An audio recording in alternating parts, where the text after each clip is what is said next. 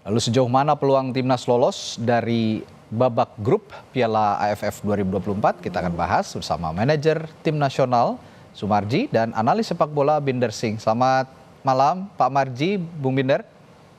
Ya, selamat malam. Assalamualaikum. Waalaikumsalam Selamat warahmatullahi malam. wabarakatuh. Baik, Pak Marji, kondisi tim terakhir bagaimana sekarang? Baik, terima kasih. Jadi perlu saya sampaikan kondisi para pemain kecuali Rivaldo kondisinya sangat baik, bugar, dan alhamdulillah tidak ada cedera yang ini ya, yang berat ya. Dan saya melihat anak-anak motivasinya sangat tinggi sekali untuk game besok dikarenakan satu, kita mempunyai kelebihan waktu rest yang cukup ya, sehingga semangat para pemain itu berbeda. Terus yang kedua, kita tahu bahwa pertandingan besok itu adalah pertandingan hidup mati, sehingga para pemain betul-betul termotivasi sangat tinggi dan tim kepelatihan betul-betul sudah mempersiapkan itu dengan sebaik-baiknya. Oke. Saya kira itu kebutuhan. Baik.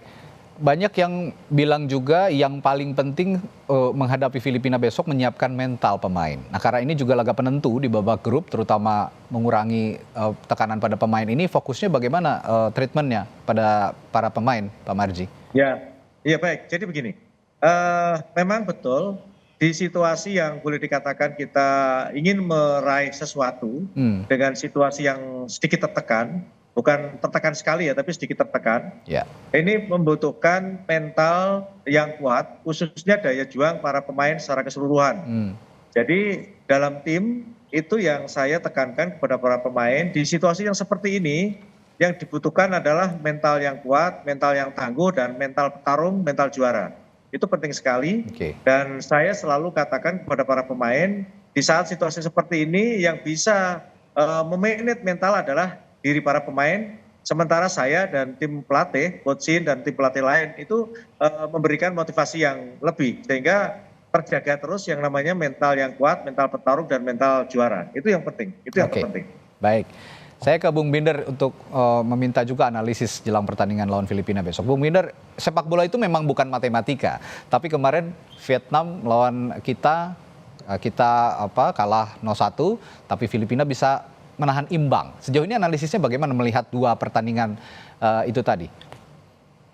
Yang pertama, pertandingan Filipina lawan Vietnam, ya mereka diuntungkan juga karena lapangan sintetis. Itu yang menyulitkan juga, ya itu yang menyulitkan juga Vietnam ya untuk memainkan permainan mereka ya. Tapi dari segi permainan tetaplah terlihat bahwa Vietnam itu lebih dominan.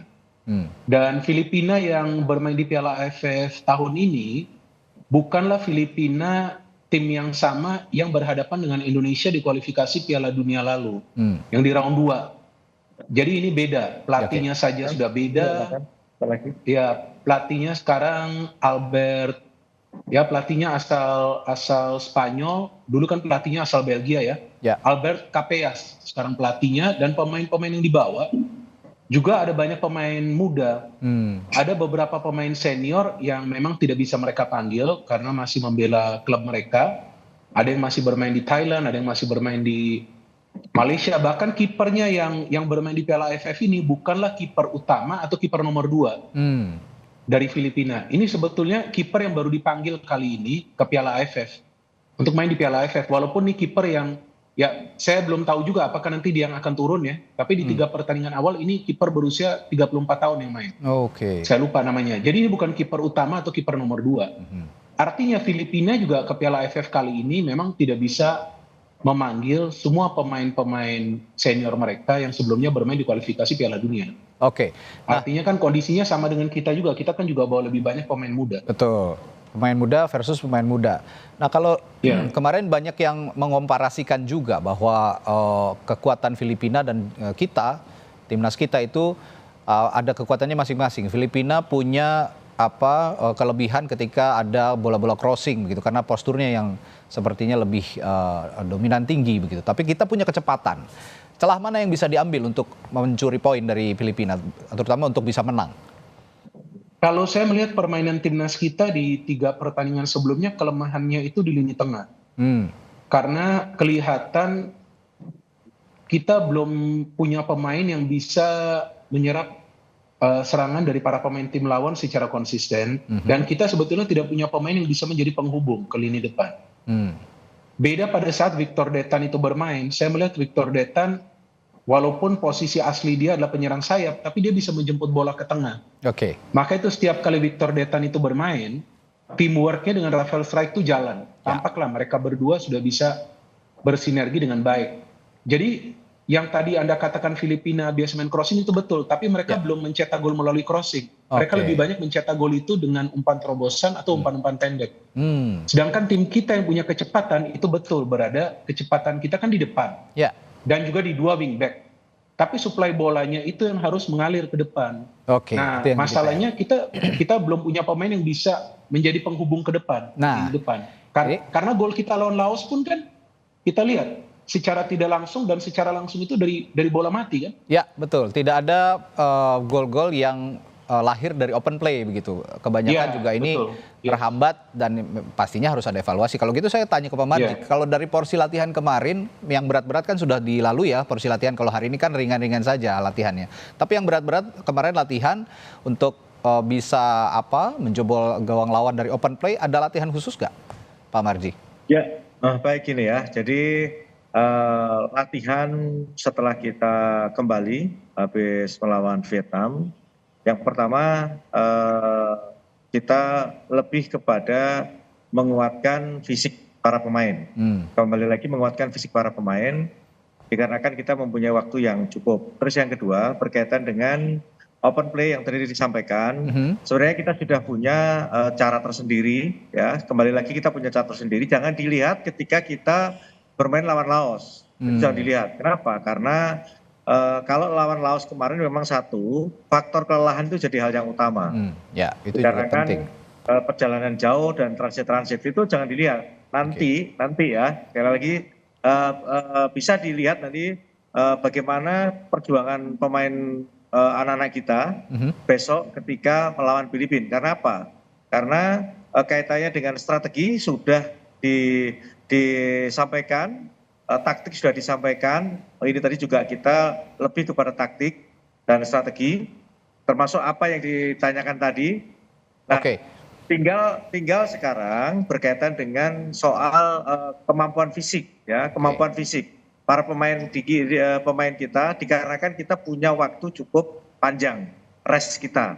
Pasti nanti besok itu pasti akan berbeda. Kenapa? Karena strategi taktik juga semua sudah diberikan, ya, termasuk tadi yang ditanyakan.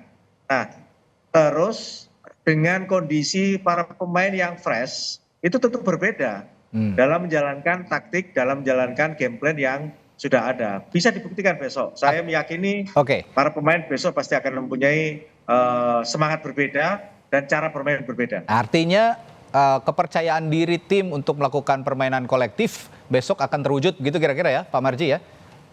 Saya meyakini akan seperti itu besok.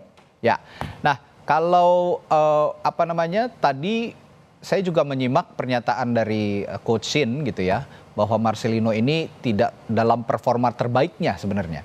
Saat menjamu Laos juga tidak terlalu istimewa. Nah menurut Anda apa yang salah sebenarnya Pak Marji? Posisinya yang tidak tepat atau ada beban tertentu atau apa? Ya, jadi begini. Saya sudah terbiasa treatment ke anak-anak kita ya. Saya sudah terbiasa. Jadi terbiasa dalam memberikan motivasi dan juga bagaimana cara menyentuh hatinya para pemain, anak-anak kita terutama. Terlebih Marcelino, dan ketika Coach Shin memberikan penilaian seperti itu menurut saya itu hal yang wajar. Kenapa? Real memang beberapa 2 game yang sudah dijalani memang kurang bisa maksimal dalam menjalankan game plan yang ada. Tetapi kembali lagi situasi saat sekarang ini berbeda. Satu, karena kita harus lolos itu. Pasti itu berbeda. Sehingga saya meyakini besok Lino pun pasti akan memerankan dirinya, Lino yang sebenarnya, Lino yang asli dan Lino yang memang membanggakan. Saya paham maksud Anda Pak Marji, karena yang sebelumnya tidak terlalu kolektif, sekarang sudah kolektif sehingga beban yang dipikul Lino juga tidak terlalu besar. Kira-kira begitu? Ya, kurang lebih seperti itu. Kurang lebih seperti itu. Nah, khusus untuk Lino ini, nanti saya ke Bung Binder, posisi kalau memang tim sudah kolektif artinya tidak mengandalkan satu lini saja, tidak hanya mengandalkan Lino seorang atau misalnya Pratama Arhan saja seorang. Permainan kolektif akan ditunjukkan. Nah, kira-kira formasi yang paling pas untuk permainan kolektif, formasi bagaimana, Bung Binder? Saya pikir tidak ada salah ya dari Sintayong untuk memakai formasi 3-4-3 atau 3-5-2. Karena banyak di antara netizen kita yang budiman dan bijak ini, kalau netizen plus 62 kan budiman dan bijak nih semuanya. Nah, mereka kadang-kadang nggak ngerti bahwa formasi itu kan tidak selalu sama sepanjang jalannya pertandingan. Mau 3-4-3, 3-5-2 itu pasti berubah kan pada saat menyerang dan bertahan. Jadi saya pikir formasi sih sebetulnya dari Sintayong nggak.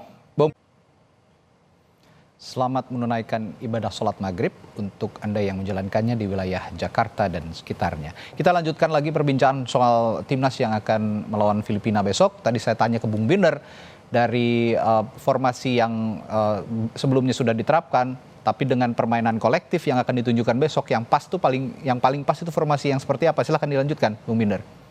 Iya, seperti yang tadi saya katakan, bahwa formasi 3-4-3 atau 3-5-2 dari Coach Sintayong tidak ada salahnya. Karena kan seorang pelatih pasti sudah punya ya pertimbangan untuk memakai formasi. Betul. Tapi yang perlu dilakukan oleh para pemain adalah menjalankan taktik. Artinya pada saat menjalankan taktik juga kan mereka harus paham jika taktiknya menyerang itu build up dari belakang, ya kalau bisa jaraknya jangan terlalu jauh. Ini kan pemain ya yang menjalankan tugas mereka di atas lapangan ya. Kan pelatih kan sudah memberikan arahan. Kemudian jika ingin main dari sayap, ya pemain yang bermain sebagai wingback juga harus pintar memberikan passing secara cepat pada saat pemainnya itu sudah mendapatkan ruang. Jadi kolektivitas itu bisa terbangun jika para pemain itu bisa memahami peran mereka. Artinya contoh seperti Asnawi, dia bermain di wingback. Artinya salah satu tugas dia itu adalah untuk merancang serangan. Jadi umpan-umpan dia ke depan itu harus lebih akurat untuk membuka pertahanan dari tim lawan. Sedangkan pemain yang bergerak pun harus mengatur timing pergerakan dia agar tidak terjadi yang namanya kesalahpahaman. Kalau memang dalam 3 pertandingan terakhir kita memang melihat kerjasama di antara para pemain tidak konsisten selama 90 menit, bukan artinya tidak ada. Karena adalah beberapa momen para pemain kita itu bisa bekerja sama. Tapi mengapa tidak konsisten selama 90 menit? Karena ini kan mereka baru pertama kali kan bermain secara bersamaan. Sebelumnya kan mereka tidak pernah bermain secara bersamaan, apalagi di level senior, kemudian di arena internasional. Jadi saya pikir soal kolektivitas atau juga chemistry seharusnya di match keempat ini sudah lebih baik. Karena kan ini adalah pertandingan keempat. Ya 3 sebelumnya, apalagi lawan Vietnam, kalau saya melihat kerja sama mereka terutama di defense sudah oke. Ya, ini yang akan dijadikan jaminan juga tadi oleh Pak Marji, karena kolektivitas tim akan lebih terjamin ketika saat ini sudah lebih lama bersama begitu ya, pertandingan juga sudah banyak yang dijalani sehingga akan lebih padu. Nah, yang juga jadi catatan Bung Binder bahwa di laga terakhir yang menceploskan gol ini adalah pemain-pemain belakang seperti Kadek Ariel, lalu Muhammad Ferrari gitu ya. Belum tampak lini depan yang bisa menggedor gawang lawan sejauh ini begitu ya. Tapi dengan jaminan kolektivitas tim tadi seharusnya bisa dong ya besok, Bung Binder? Ya bisa, dan saya pikir kalau di pertandingan sepak bola, kalau bagi saya, apalagi saya kan ada fan ya dari beberapa klub, saya sih tidak terlalu permasalahkan ya siapa yang mencetak gol. Nggak masalah sih, asalkan memang bisa mencetak gol, karena kan di sepak bola tidak selalu striker yang mencetak gol. Kalau bisa pemain belakang, pemain bertahan, apalagi mayoritas gol yang dicetak sekarang ini kan secara langsung atau tidak langsung kan dari situasi bola mati ya. Tapi sekarang perlu dipikirkan cara bagaimana di pertandingan di fase grup lawan Filipina sekarang ini perlu ada set play, skenario permainan yang memungkinkan aliran bola itu nyampe ke striker yang siapapun itu dimainkan oleh Sintayong. Karena selama ini yang kita perhatikan dalam 3 pertandingan terakhir, terlepas dengan jadwal yang memang padat, artinya waktu recovery yang singkat, tapi saya hanya melihat Detan dan Strike yang bekerja sama secara rapi beberapa kali untuk merancang sebuah set play yang memungkinkan untuk membuka atau menciptakan peluang. Nah, artinya sekarang harus ada pemain lain yang terlibat untuk skenario permainan yang lebih rapi, apalagi dengan waktu recovery yang tadi Pak Marji katakan kan. waktu recovery timnas kita kan lebih lama ya daripada Filipina. Filipina baru main kan? Ya, betul. Nah, berarti yang dengan permainan kolektif tadi justru memang hakikat ya pemain kolektif modern itu di dalam sepak bola dan di semua lini akan bisa mencetak gol, akan bisa menyumbangkan kemenangan begitu. Nah, Pak Marji juga pasti akan ada arahan dari Coach Shin kira-kira ya. Yang penting menang dulu. Siapapun yang cetak gol itu semua memberikan kontribusi untuk tim. Begitu ya Pak Marji kurang lebih. Jadi begini, jadi kita itu kan selalu memberikan motivasi kepada para pemain. Siapapun cetak gol itu tidak masalah. Karena apa? Karena ini kan permainan tim, kolektif. Sehingga ketika permainan itu diakhiri dengan suatu kemenangan, itu adalah bagian daripada kerjasama tim. Memang kalau kita bicara idealnya kan memang harusnya kan penyerang yang bisa cetak gol. Tapi kembali lagi, karena satu faktor chemistry itu juga jadi hal yang terpenting. Contoh misalkan saat sekarang ini kan boleh dikatakan sudah lama para pemain tidak ketemu, baru di AFF ini semuanya kumpul. Ini kan mayoritas kan yang menghuni U20 Piala Dunia yang tidak jadi itu kan. Sehingga dengan kondisi seperti itu kan tentu kita juga butuh waktu. Tidak juga bisa langsung boleh dikatakan kita ketemu kumpul 1-2 minggu langsung bisa chemistry, ya butuh waktu lah. Kan begitu. Pemain-pemain kita yang diaspora juga sama kok, awal-awal juga sama kan. Nah, ini tolong ini juga jadi pemahaman kita. Tetapi kembali lagi, saya hanya akan berbicara berkaitan dengan pertandingan besok. Satu, pertandingan besok itu adalah pertandingan hidup mati. Tadi di awal saya sudah sampaikan, besok itu semangatnya anak-anak itu berbeda. Pun pada kita juga meyakini hal seperti itu. Anak-anak itu sudah berbeda gitu. Dari bagaimana gesturnya, bagaimana teriakannya, bagaimana semangatnya itu berbeda gitu. Jadi kembali lagi kita berikan kepercayaan penuh kepada para pemain, kita berikan kepercayaan penuh kepada tim pelatih supaya bisa betul-betul memanfaatkan momentum dan kondisi yang ada saat sekarang ini. Saya kira itu yang terpenting. Kita juga punya anggapan yang sama bahwa besok akan sangat berbeda situasinya, bahwa para pemain motivasinya dalam tingkat tertinggi untuk mengalahkan Filipina sehingga kita bisa lolos dari fase grup dan melaju ke semifinal Piala AFF. Good luck Pak Marji untuk tim nas kita juga, kita doakan semua sukses besok dan lancar-lancar semua. Terima kasih Pak Sumarji, manajer Timnas Garuda, dan juga Bung Binder Singh, analis sepak bola. Terima kasih telah berbagi perspektifnya malam hari ini di Sapa Indonesia Malam. Sehat selalu Bapak-Bapak, sampai jumpa lagi.